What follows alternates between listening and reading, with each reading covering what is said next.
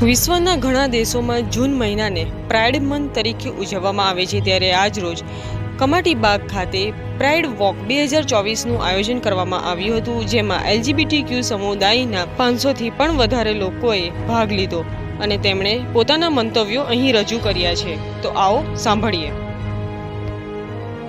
Like I am Muslim but like मैं like LGBT community को support करता हूँ और मैं खुद एक लाइक बाइसेक्सुअल्स हूँ.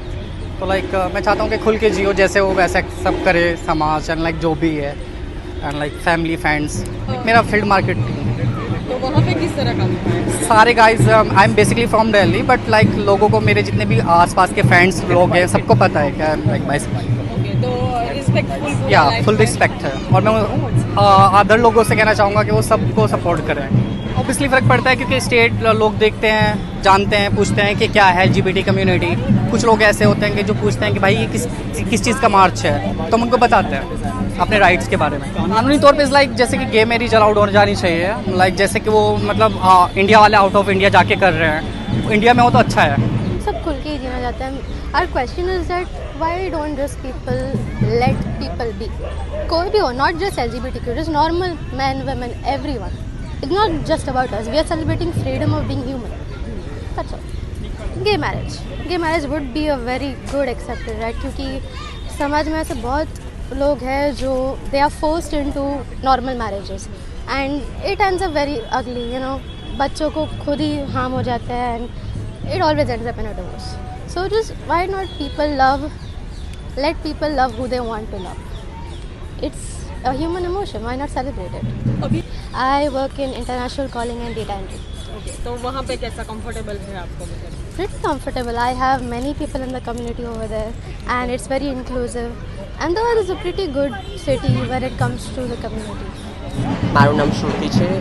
મેં અત્યારે શેલ પેટ્રોલ પંપ પર જોબ કરું છું. મેં પ્રોપર અમદાવાદથી છું.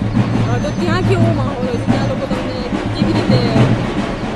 વડોદરાના લોકો થોડા એક્સેપ્ટ કરે છે, અમદાવાદમાં એટલું એક્સેપ્ટ નથી કરતા. અમદાવાદમાં નથી કરતા. જોબ પર ચેલેન્જીસ ફેસ કરે છે. ટ્રાન્સ વુમન કહીએ છીએ તો જોબ પર લેતા નથી, રૂમ ભાડે નથી મળતું. પછી પબ્લિક ચેલેન્જીસ તો રોજ હોય છે. લોકો વિચિત્ર નજરે જોવે છે, અનકમ્ફર્ટેબલ ફીલ કરાવે છે બહુ જ. ના, નથી. મારી ફેમિલી સપોર્ટ નથી કરતી બિકોઝ ટ્રાન્સજેન્ડર છું એના માટે. કેવી રીતે તમે સર્વાઈવ કરી રહ્યા? હું 2 વર્ષથી ટ્રસ્ટમાં રહું છું, લક્ષ્ય ટ્રસ્ટમાં વડોદરા.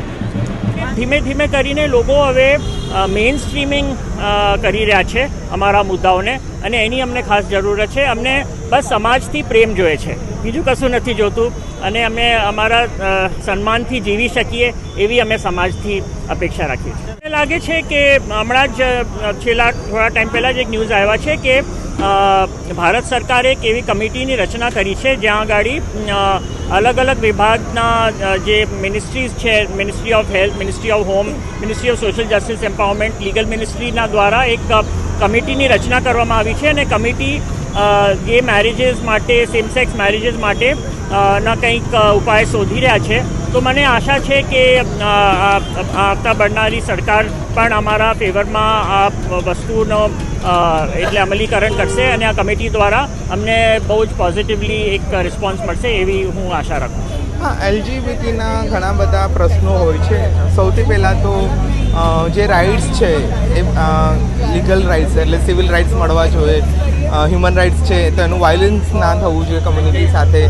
અને સૌથી વધારે જે ગંભીર પ્રશ્નો છે સમુદાયમાં એ માનસિક સ્વાસ્થ્યના છે. પરિવાર જે કમ્યુનિટીમાં છે માનસિક સ્વાસ્થ્યની ચિંતાઓ ઘણી બધી હોય છે. તો હા, ઘણા એવા કેસીસ છે કે પરિવારમાં હોય કાં તો સ્કૂલ અને કોલેજીસમાં આપણે જ્યારે તો સેક્સ્યુઅલ અસોલ્ટ થતા હોય છે. ઘણી વખત સેક્સ્યુઅલ અસોલ્ટ એ ફેમિલી મેમ્બર દ્વારા થતા હોય છે. એટલે આ રીતના અને આની જે ઇમ્પેક્ટ પડે છે ને એના કારણે મેન્ટલી પછી ડિપ્રેશનમાં જવું કાં તો ટ્રોમામાં રહેવું ઘણા સમય સુધી.